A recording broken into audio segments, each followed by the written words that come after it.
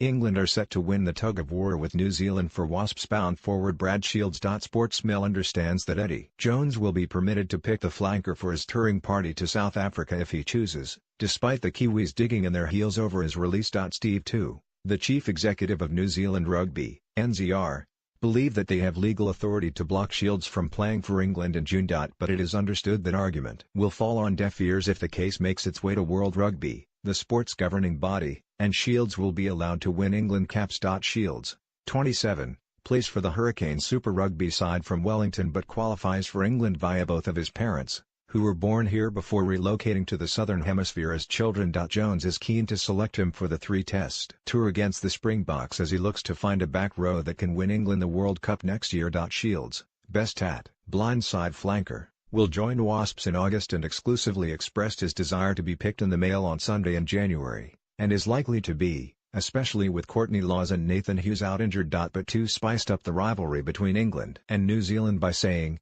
"I don't think you should jump to the conclusion that he will be available from our point of view. He is signed to New Zealand and he is contracted to play for New Zealand teams until the end of Super Rugby. We have a New Zealand player who is contracted to be here until the end of that competition and that would be our expectation." Tew was citing Schedule 3, a contract clause signed by all Super Rugby players whose international eligibility has not yet been captured, which states Shields can only play for New Zealand-based teams for the duration of his deal. Super Rugby continues until August 4.